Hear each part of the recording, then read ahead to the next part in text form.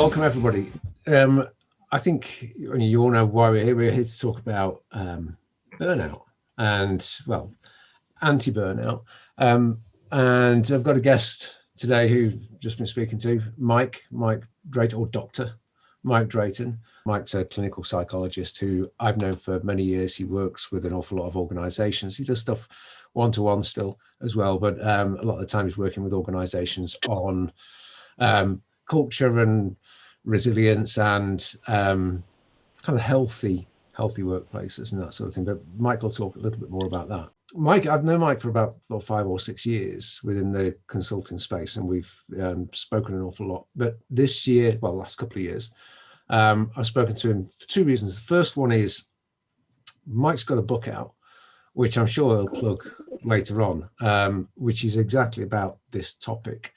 And when he started writing that book, I was writing my book, which you'll see here. So here's my plug. But I'd been writing my book for about 5 years before Mike and I spoke, and I got to about page 7.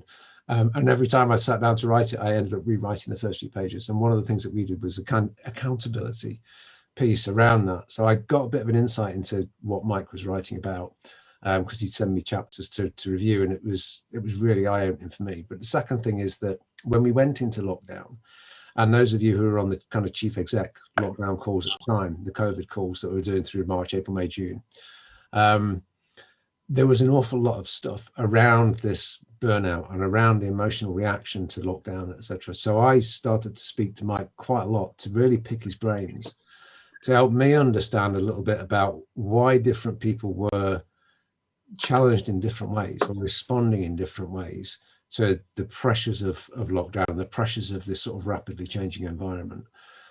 So that kind of segues neatly into my first question for Mike, which is obviously, please introduce yourself, Mike.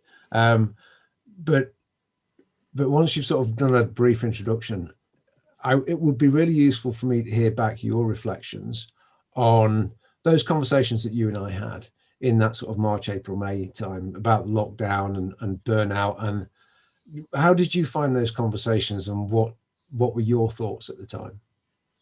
Well, I suppose, I'll introduce myself. I think you've done a reasonably pretty good introduction already, but my background and training is as a clinical psychologist. I worked in the NHS for a long time, and probably, 15 years or so ago, I moved into coaching and consulting, partly, oddly enough, although I didn't kind of realize this at the time, because of burnout, because I was seeing a partner of a professional services firm who was in a really rough way. He was drinking 3 bottles of wine a night.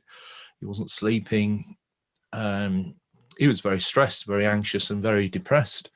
And one of his symptoms was he was kind of having nightmares and panic attacks at the thought of walking up the pathway to the door to his office. I thought, well, that's strange. That must say something. Being a very astute clinical psychologist I was. And long story short, this man's working life was hell. It was a living hell, and not through any malice. He was a partner in this firm. He didn't have people shouting at him, bullying him or anything, but they'd just fallen into a really dysfunctional way of working. I mean, all the partners, most of the staff were working kind of, the kind of 12 hours a day, working most weekends, et cetera, et cetera, et cetera. So I said to this guy, look, there was nothing wrong with him. He wasn't damaged. He wasn't ill. He was ill at the time, I suppose. But he wasn't a weak person. He was a partner in a in a private, in this firm. And at the time, funnily enough, I was reading a novel called Regeneration, which was about the First World War and about shell shock, and about a psychiatric hospital called Craig Lockhart, where the doctors there were treating the victims of shell shock. And they had this terrible dilemma that, if they got these people better, as soon as they got them better, they would send them back to the front line. And I couldn't help noticing the parallels between that situation and my client. So I ended up saying to him, look, I said, I can get you better, but I'll give you 3 months back in this working environment, and you'd just be as bad as you are now. So it seems to me work needs to change, not you. And he was a smart guy, and he said, could you come and work with work with the partners, work with me and the partners to try and make things better, and I did. And to their surprise, not only did they feel better and feel happier, but their actual productivity kind of went through the roof because they were working more efficiently, you see. So sorry, Martyn, I'm going on a bit now, aren't I? That's my background, and that's my that's when I first started thinking about burnout. So then I moved into coaching, you see. And I've seen so many people in the same situation, which is why I wrote this bloody book. You know, and all of these people all thought it's only me, I'm weak. You know, I lack motivation, I lack this, there's something wrong with me. And it isn't, it's the way that work's organized. So I suppose that's a kind of introduction to me. What were my thoughts on those conversations? Well, I guess I was like you, but I was like many people, that I didn't know what the hell was going on. And I was very confused, and I was kind of making it up as I went along. You know, for the first, you know, when we had this announcement, was it, 3 weeks lockdown to flatten the curve or whatever it was, I thought, great, it means I don't have to commute to London every week. And I quite enjoyed it for a little while, but then things became very difficult, busy in a way, but kind of difficult as well, because people were asking my advice and I didn't know what the hell, I was just making it up as I went along, like everybody was, I suppose. Shall pause there for breath, Martyn. Sorry. No, that's quite all right. I was interested, and thank you for that. Yeah. All that context. But one of the things that I remember speaking to you about was that sort of. Obviously, me and my wife, we were homeschooling them when the kids got sent home from school, and I probably was in the same camp as you in that.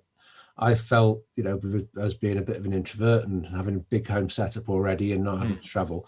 But I also felt guilty that I wasn't struggling as much as some of the people that I could see. But I couldn't necessarily draw a straight line to understand why I was feeling as though I was coping okay. And other people that I could see in the same situation were really struggling. And that was one of the things that I was asking you about. And what were your thoughts on that in terms of the way that different people in those situations were affected very differently? Well, you can't win sometimes, can you? I don't know if anybody saw the article in this weekend's FT about how lockdown has been very good for many people, in terms of the physical health, that they're eating better and they're exercising and so on. We've got a neighbour who's a sister in an outpatients department of a hospital, and everybody was out clapping, and she felt terribly guilty because her department was empty and she was going to work doing hardly anything at the time, but you're right. I mean, that was one of my dilemmas as a coach and a consultant, because people kind of ask for advice, and there was no kind of set advice that you give to people because everybody's different, and you read all this stuff on LinkedIn about, oh, do this or do that. And that kind of advice might help some people, but it won't help many people, and it'll actually make some people worse because we're all different. As you say, Mark, you talked about being slightly introverted. Well, if you're introverted, you might kind of like working at home. Although if you're an introvert and you're working at home involves being in a small flat with, a partner and 3 kids where you can't escape from them and have any peace, then it's going to be a living hell. Lots of introverted people also struggled because their way of kind of, let's say, decompressing from work was the car ride home, or the commute home, where they listen to a talking book or listen to music or read or something like that. And that ended up being taken away from them. And of course, if you're an extrovert, if you're very extroverted in your personality, and you get your energy from being in groups of people and talking to people and having chats at the desk and over the water cooler, and all that gets taken away, that makes things very hard. And you talked to me about one of the models that you gave to me, which I shared with the group, which was really helpful, was the 5 factors model, which is, I know you would say as a psychologist, when you talk about personalities and you hear people talking about Myers-Briggs and these sort of things, that's not the ideal resource to look at. But the 5 factors model is a really robust piece of research, isn't it? It's really insightful into the different types of personalities or blends of personality that we have. Yeah. If you ask any self-respecting psychologist about personality, they'll be talking about this, the 5-factor model of personality. Costa and McRae, 1989, known as the Big Five model. And I think it's very useful to know, if you're a leader in an organization, to kind of understand yourself and understand your own reactions, but also to understand why people respond differently to the environmental stress, let's say, of remote working. So what are I mean, just briefly for people here, what are the aspects that you would pull out from that model that sort of speak most directly to the experiences that people have had of home working and lockdown in the past 12 months? Well, we've touched on extroversion. I suppose another of the 5 factors is conscientiousness, which is easy to work out. We're all on a continuum of conscientiousness, to people who are very highly conscientious, which means you work hard and you're very organized, to people who are not conscientious, and they're kind of disorganized people, but they often find their way into an organization because they like the highly structured nature of work. So they like somebody to tell them what to do and to timetable their time and structure their time, because they know they're not very good at doing that themselves. But most leaders in organizations are very conscientious. They work hard, and they work hard not because somebody's cracking the whip and telling them to. They work hard because if they don't work hard, they feel terribly guilty. Let's say their manager is inside their heads. They've got an internal bully saying, you've got to work hard, and if you don't work hard, you're a bad person, kind of thing. So if you're very high on conscientiousness, the danger of, say, remote working is that there's nobody there to remind you to ease off a bit and slow down, and it's time to go home. And the other one that you spoke to me about, I remember, was agreeableness. Yeah, well, that's another factor. Agreeable people are very compassionate. They're very warm. They get along with people. They're very good team builders. They're very empathic, in that they're very good at understanding how other people are feeling. That's high on agreeableness. If you're low on agreeableness, you're kind of the opposite. You're a difficult person. You're very assertive. You don't mind, let's say, having an argument with someone. You find that quite energizing, you see. But many leaders are very, very high on conscientiousness, and they're also very high on agreeableness, which means that first of all, they work hard, and they're not very good at saying no to when people ask them to do something. Will you help me with this? Well, yes, of course I will. When they're really thinking, oh my God, how the hell will I find the time to do this? I'm already overloaded, So that's a kind of, along with other things, it's a kind of recipe for disaster in a way. And often those, personality characteristics are managed in an office environment much more efficiently, because there's lots of scaffolding around and lots of structures to remind people, lots of boundaries, let's say. But with, we're drifting into talking about home working now. And when people are at home, those boundaries are more permeable, and they're often missing, which makes it much harder for people to cope with environmental stress. And that was one of the biggest things that I shared with my groups at the time, was the shift from an office environment, which, you talked about the commute and the ability, the space that gives for introverts to regather. We've talked before about the minutes between meetings, when you move in through the office and you're able to interact with people to get your energy if you're an extrovert, and those sort of side conversations. And you're right that the office environment, over the years, we have each, if we've been working in an office environment for the last 10, 15 years, we will have devised our strategies within that context in order to keep our energy up, to re-energize ourselves, and to allow ourselves to kind of, decompress from one session to another session. And then suddenly you moved into a completely alien environment, and all of that structure is gone. And that was why just talking through those factors with people was so helpful. But I know you use that model. You talked to me about before about using that model with people within organizations. What are the kind of things that you've come across? I was coaching somebody today at 10 o'clock who was a senior director in a big multinational company. And he was telling me that I was one of his back-to-back meetings from 8:30 until 6 o'clock to tonight. And then at 6:30, he runs a local youth group, which he enjoys doing. But the main thing he said, the thing that bothers him, he doesn't have any thinking time, because he's a senior director, he's one below vice president, and in a sense he's paid to think and think strategically. But he said it feels to him like he spends most of his day in these meetings, some of which are interesting, but mostly they're not that relevant to him. But he finds it, and this is a senior director, he's not some, what's that phrase they use, he's a snowflake or something, you know. He finds it very difficult to say no, so one of the things we talked about was blocking some time out so he could, spend time working on work that requires focus and concentration to get things done, but also to think strategically, because he's not thinking strategically at the moment. He's just kind of firefighting, responding to other people's demands. But as I said before, he's a very conscientious guy. He works really, really, really, really hard, and he's a nice guy. He's very agreeable.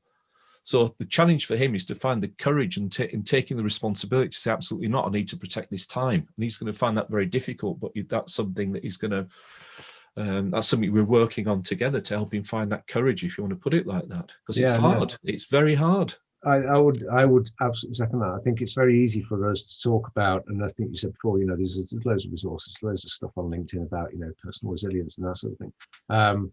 But it's taken that, so you talked quite a lot there about boundaries, about the importance of imposing upon yourself clear rules and clear boundaries about what you will and you won't do, and the difficulty, the challenge of doing that, of giving yourself permission to do that. And one of the things that, and we've talked about this before, but how do you get people to take burnout seriously in order to move it from a kind of, an academic exercise or a passive conversation like this one into more of a sort of visceral space, so that people are motivated to actually start to use some of those things? Well, I guess like most things, when people realize it's in their own kind of best self-interests, or in the best self-interest, if it's in the self-interests of their organization, that's when they'll start to move and start to adopt it. Because the paradox of burnout is, well, let me digress. I mean, burnout is now classified by the World Health Organization as an occupational phenomenon. It's not classified as an illness. And there's an important distinction, because burnout is caused by work. It's caused by badly organized work, causing stress. It's like the World War I analogy I gave before, that, shell shock isn't caused by personal weakness of the person suffering with shell shock. It's caused by trench warfare. Similarly, burnout is not caused by personal weakness or lack of motivation or any of that kind of thing in the individual. It's caused by a badly organized workplace, you see. No, go on. So there's three parts to burnout. If you get a diagnosis of burnout, the first part is this: it's exhaustion. The person feels psychologically, emotionally, and physically exhausted to the point they can barely think. And I suppose people on this call have been in that situation. I know I certainly have at times. So there's exhaustion. The second one is an increasing cynicism about work and a detachment from relationships. So people think, what's the bloody point of this? I hate this job. And when their partner wants to talk to them, they say, just leave me alone. I want to finish this. I've got to finish this. I need some peace, kind of thing. But the third aspect, which I think is really important for this call for CEOs, people in the C-suite, is the third part of burnout is a rapidly decreasing workplace performance. So you're not sleeping well, you can't think straight, your relationships are falling apart, you may be drinking too much. So what's going to happen to your work? Your work declines. So if you want to improve workplace performance, you need to modify the other two factors in burnout. So if you organize the work properly, take the strain off people, you'll actually find that they work far more productively and far more efficiently. Now, as soon as people get that kind of idea, and I'm kind of rushing through it and gabbling a bit here, I realize that, but as soon as people get that idea in the head, well, tackling burnout is actually a win-win, because it makes people feel a lot happier at work. And when they're happier, they work more productively. So a task that might take half a day when somebody's struggling would take them an hour when they're not burnt out, because they're fresh and they're thinking clearly. And so that's the first step. And the second step, I'll come on to in a minute. Well, I was just going to say that, like you said before, the conscientious personality type which is effectively what we promote an awful lot of the time in organizations, they're the people who will push on. So even though you're kind of feeling tired and you work performance, you'll continue to push on. You continue to push on as your performance continues to decline. And you talked, well, one of the ways that I've probably stolen this from you is helping people really sort of unpack this through talking about their own experiences, through the kind of storytelling mechanism. I presume I've stolen that from you. Probably, yeah.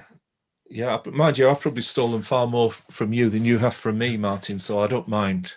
But how do you use, I mean, you use that, don't you, the storytelling stuff? Yeah, we could do one now if you want. I mean, I did a big piece of work. God, I've been really busy on this. I did a big piece of work with NHS England, with senior leaders and senior clinicians, consultants, directors of nurses, quite senior people who were actually bloody stressed out their heads.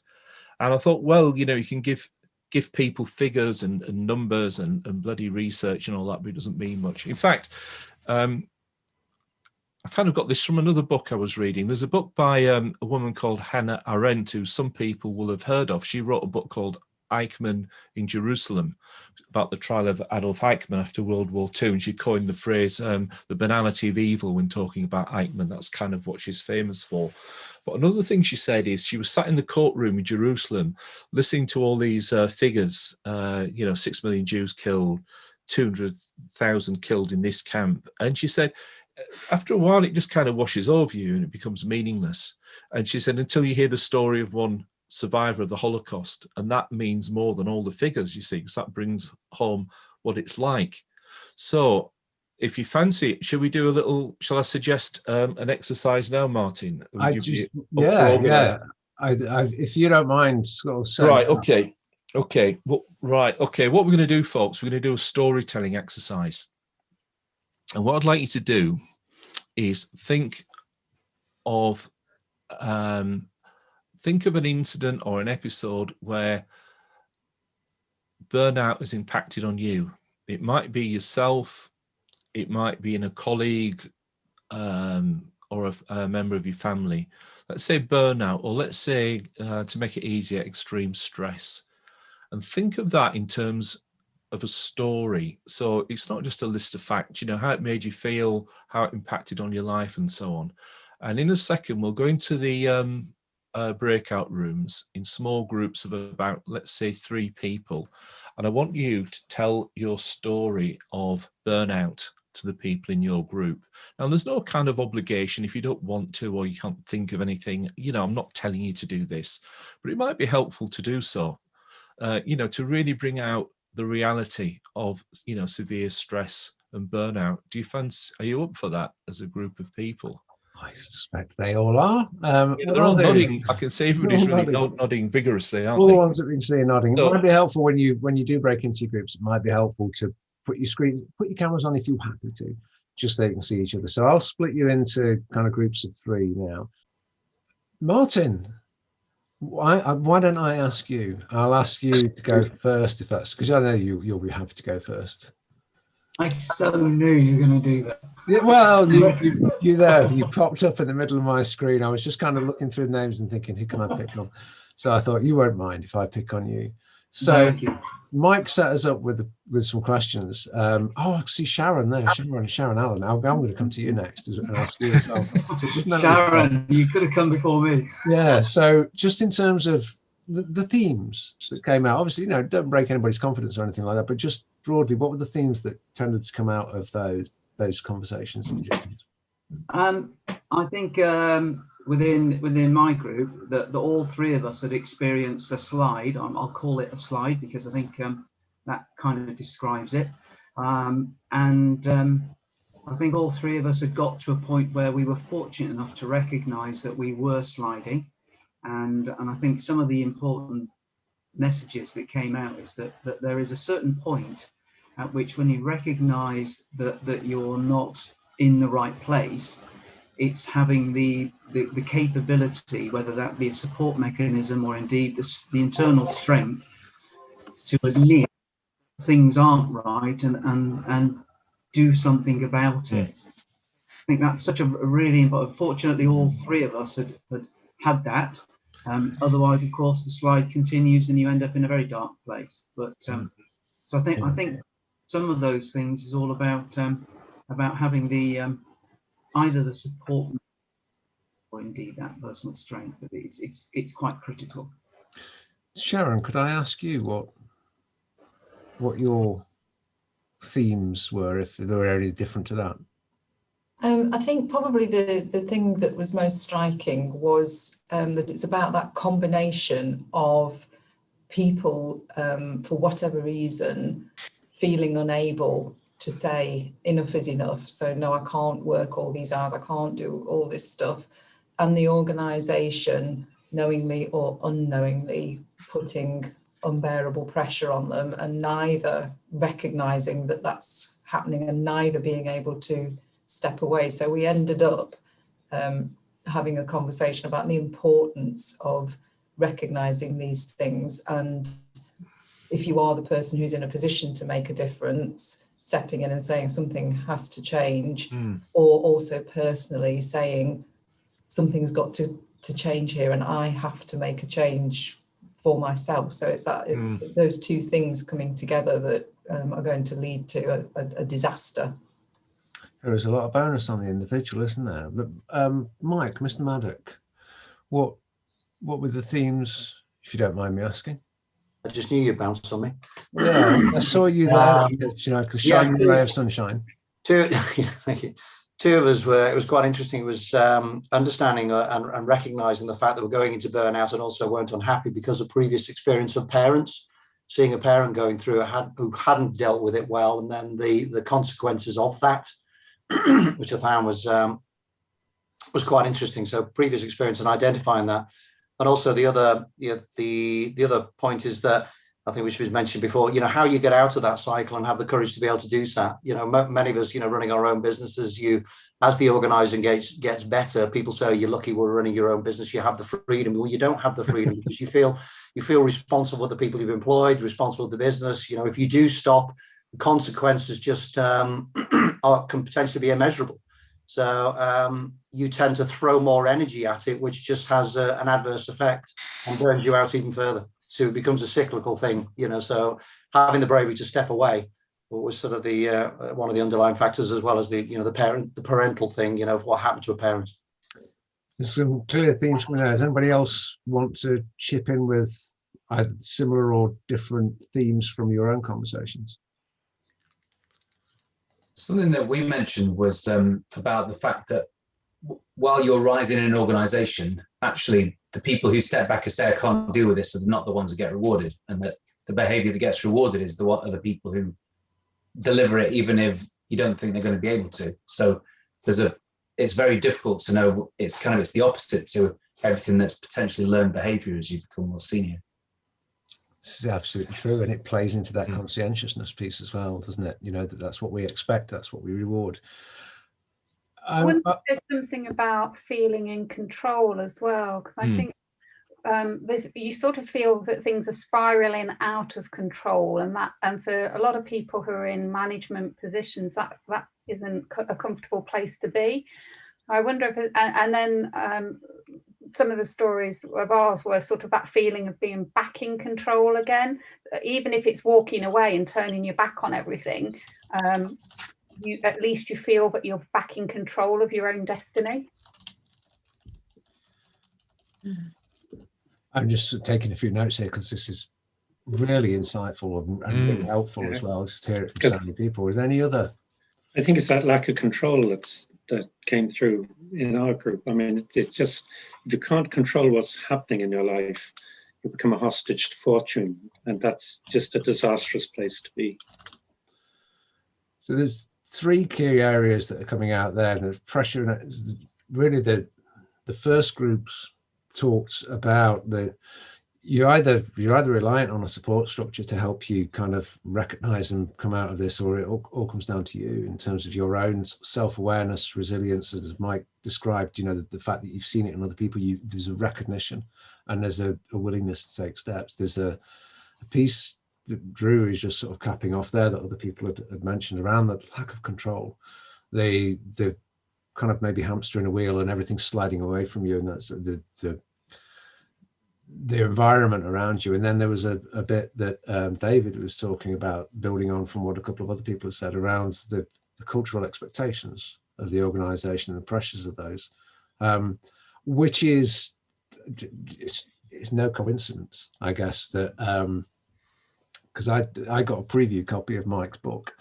This is not a plug, this is just the way it is, that the three big factors that you disaggregate in it, for probably exactly the same reasons as everybody else has done, because that's how it works, is the factors around the individual, around resilience, the factors around the structure of work, and the factors around the organizational culture and the environment. And I've started to see some questions coming through with people, so I'm going to ask those in a second. But just before I kind of go to other questions, so please keep feeding them through, and then I'll switch to those in just a second.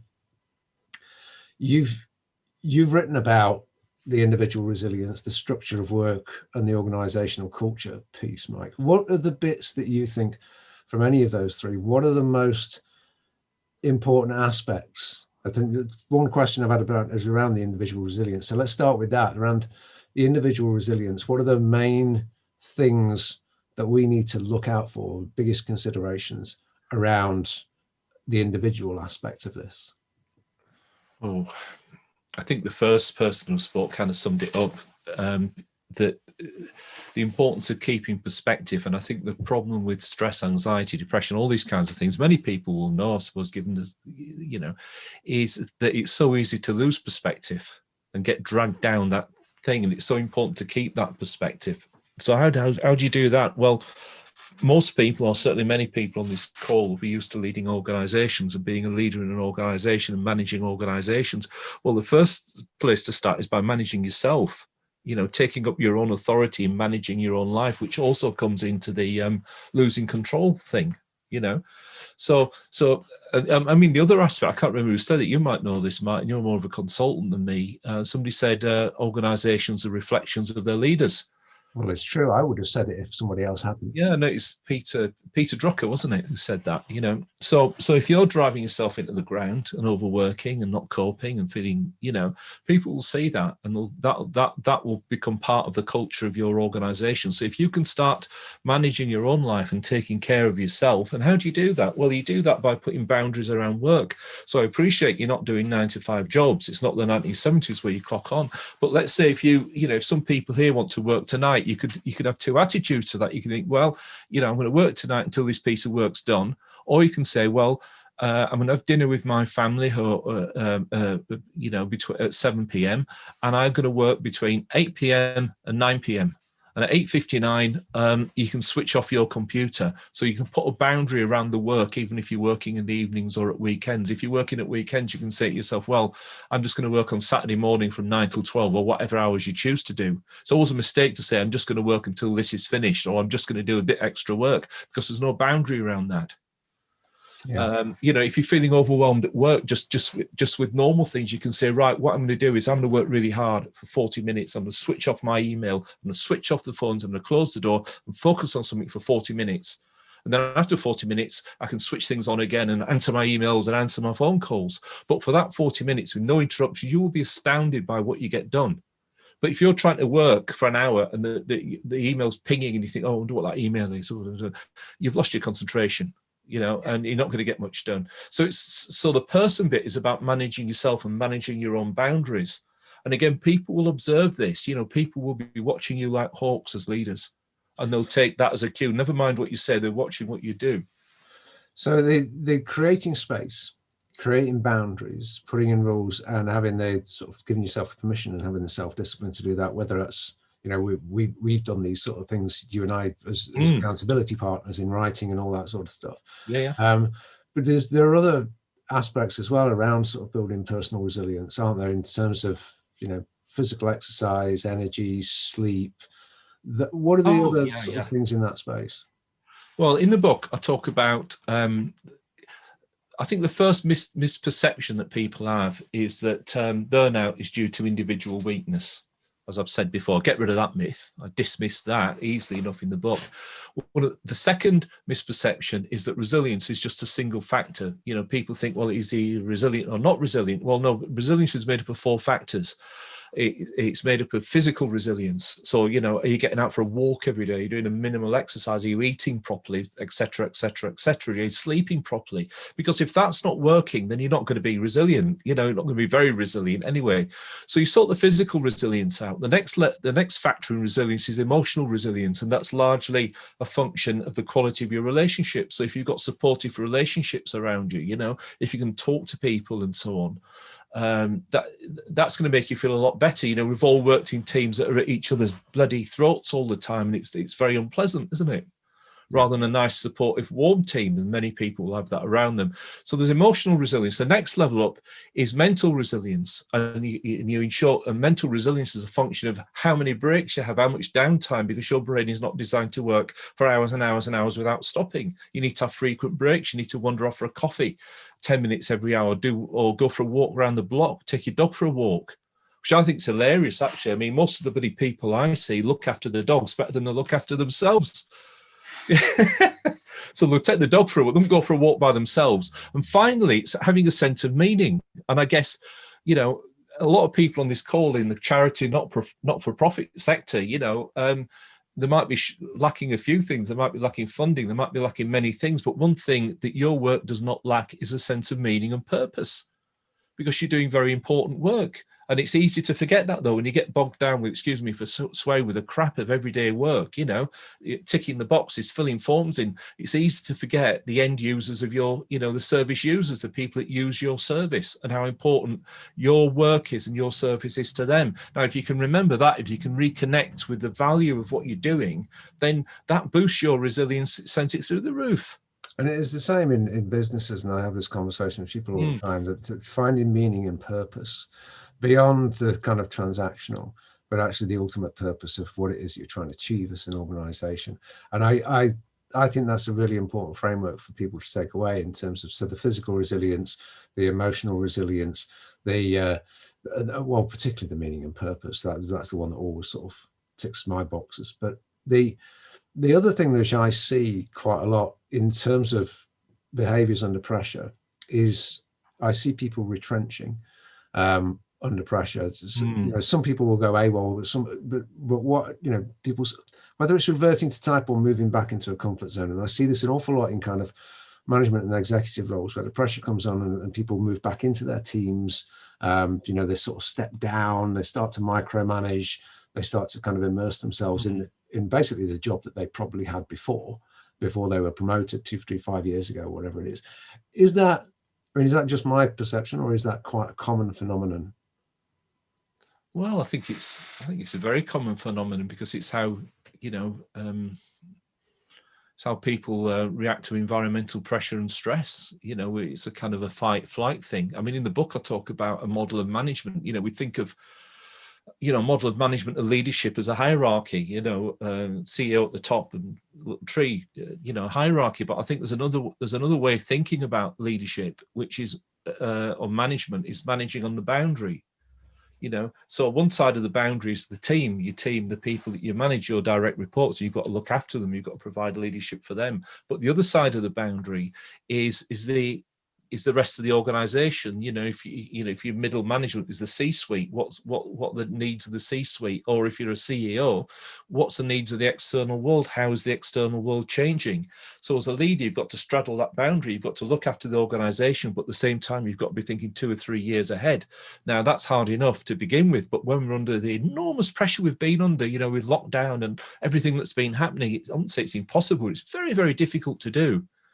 You know, but it's something that's incredibly important to do, because it's much easier when you're under stress to go back to what you're familiar with, you know, start maybe micromanaging, you know, or, you know, some of the organizations I work in, people get pushed the other way, so they don't bother about the team. They like to hobnobbing with the bigwigs and going to the meetings and all that kind of stuff, you know. And the poor team say, God, we never see that person anymore, you know, because they're under stress, because they don't like to hear the bad news from the team. They don't like to hear people's complaints. They don't like to hear what's happening. So they avoid it. So they go and sit in other meetings, you know. Whereas other people get dragged into that too much, and they forget. I agree. This links with your sort of second layer around the sort of structure of work, and I've got a question from Keith around that. So around the apart from focus time and those kind of boundaries, are there other sort of tips or structures or ways of thinking that we should put in place in terms of that sort of well-organized work, in terms of getting work to work almost for the individuals? Well, I think the most important thing is boundaries, because you've got a responsibility, if you're in a position of leadership, for enforcing boundaries, to tell people, and you have to work it out for yourselves when to start and when to stop. And it's all very well telling them that, but you've got to model that, so you might want to send a message out. It's 9 o'clock. I'm at work now. I'm ready for messages, and don't send bloody emails after, 6 o'clock or whatever. That's a terrible thing to do. I mean, sorry, I'm jumping around a bit now, but I've reviewed all the academic literature on burnout, and the strongest finding, the most robust finding is this, that you can do a really difficult, tough, stressful, blah, blah, blah job. And at the end of the day, if you're able to switch off from that, then you're at low risk of burnout. But if you do a really stressful, difficult, tough job, etc., but at the end of the day, if you take the work home with you, either by kind of thinking about it, ruminating on it, then you're at high risk of burnout. But there's a kind of slight caveat to that. In that, I was talking to believe it or not, a group of musicians. God, the people I talk to is unbelievable. For a recording studio, and they say, well, we think about our songs and we think about music and we come up with, lyrics at 3 a.m. Well, that's not a bad thing. So I'd say to this group that it's good to think about the meaning and purpose of your work out of work and what you can do to do things better. But it's a bad thing to think about all the, let's say, the office politics type stuff. And I have to say, stuff, that's the important stuff to put to one side and forget, The biggest thing that I've seen during the certainly coming out of this lockdown, I think there's a couple of people on this call who've done this kind of work with me, is when you start to get your team together and you think about what could be, particularly when you look back at, the extraordinary achievements that organizations and individuals have done during this sort of period. I think, when you and I were talking last, it was about, it's going to take us 2 years to get this IT transformation. Oh, look, we've done it in 2 weeks. And there's a huge amount of achievement that's happened. So when I sort of work with teams to look back at the achievements and the kind of cultural shifts that they've been able to achieve in the last sort of 6 or 9, 12 months, and then to think about, so what could be possible, to reset their levels of ambition, the amount of energy that comes from it, it feels like it's the right, completely feels like it's the wrong time to do it, right now in the, as you're coming out of the pandemic. But the sense of energy that creates, because you really it's hooking straight back into that purpose of an organization, and it's incredibly powerful for creating energy and sort of alignment and raising morale enormously to go through that kind of process. And I guess that's what you're talking about there, isn't it? I think most organizations are very kind of, let's say, what's the phrase, unfrozen at the moment. They're in a state of flux and transition. And of course, that brings risk, but it also brings tremendous opportunities. And I think the opportunities, it's about thinking of going back to first principles. It's about thinking, why are we here? What do we need to achieve? What's the purpose of this organization? Because we often don't think about that because we get pushed into just kind of doing what everybody else is doing and caught up with the day-to-day stuff, Yeah. It's I'm reading this, reading this biography of Elon Musk, and it's fascinating. He's talking about Tesla cars. And it's really interesting because one of the things he thought of, well, why, and it's an obvious question, why don't people drive electric cars? Well, they don't drive electric cars because they have range anxiety. They're worried about running out of battery power if they're driving to Edinburgh. So he said to his team, well, let's develop a really great electric car, but we need a supercharger network as well.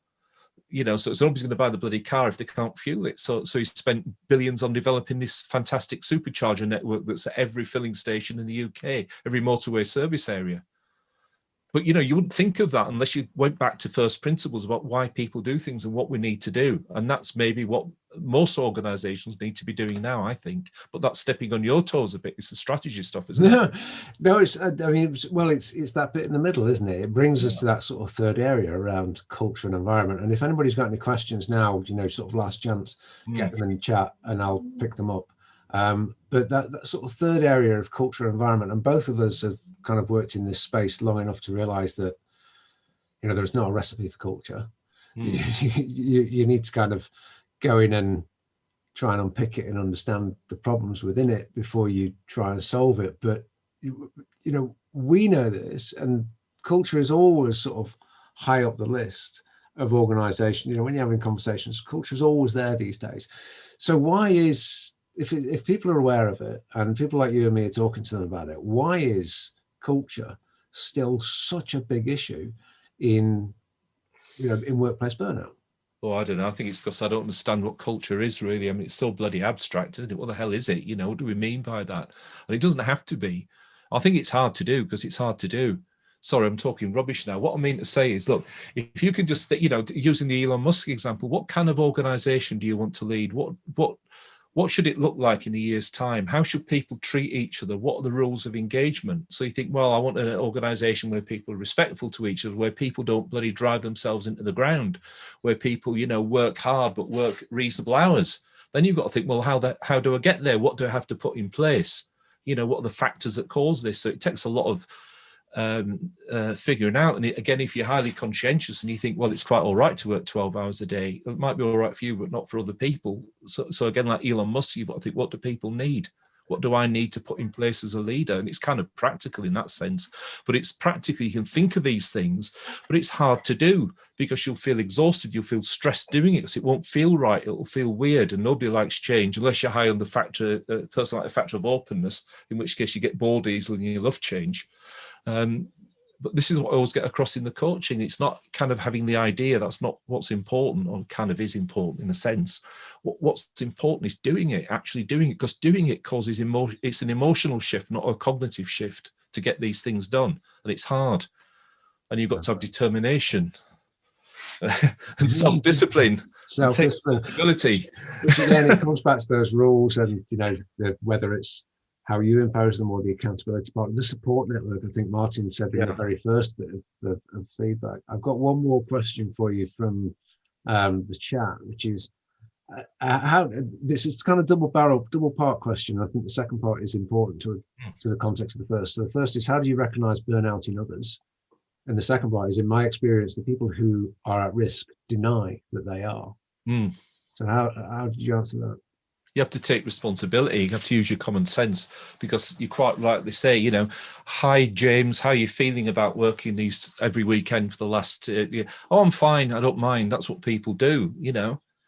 So how do you recognize? Well, you recognize it in yourself by resentment. You know, when you start feeling resentful, why you start thinking, why do I have to bloody well do all this all the time when everybody else is having a good time? And if you start feeling resentment, then that's a clue. That's a big alarm that you need to do something about your life, you know.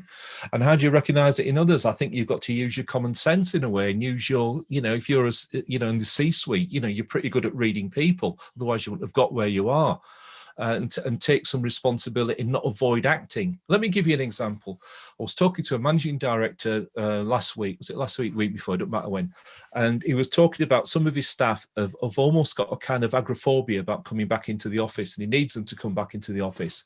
So people saying, well, I don't want to come back into the office, and the managers don't want to argue with them. So it's a little more complicated than this. But essentially what he did was he imposed a rule and said, everybody in my organization has to come back into the office for 2/3 of their working hours, and that's what you have to do.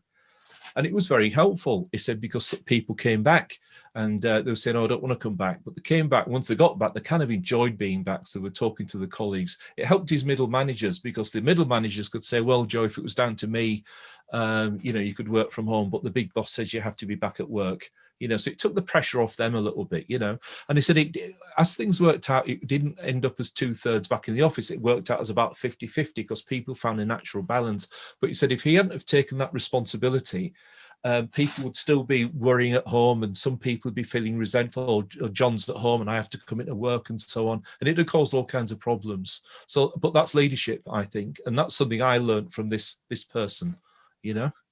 So the key things that we've talked about are, biggest single thing is finding ways to take time out yourself and putting clear boundaries in place, and then being able to rethink how you want your work to work so that it works for you, and how do you want your organization to feel so it works for the people within it? I've got, I guess, one sort of final question really is, well, two final questions. One is, what do you think people can, on this call, what can they immediately do to reduce the risk for burnout for them and their colleagues? And if they want to find out more about this or to explore this further, what are the best routes for them? What are the best next steps for them to take? What could they immediately do is to start organising their own life to protect themselves. And I'm not being Pollyanna-ish about this, but block out time for working, block out time for thinking strategically, and block out time for bloody relaxing and switching off and resting. And if you do that, you'll find you work far more efficiently, and you'll be able to think more clearly about your organisation and the people who you are responsible for. So that's my biggest tip. It's not easy, but it's worth doing. I mean, what's the alternative? You know, what's the alternative? It's hell. What can you do? You can buy me book. Look, I've got my book here.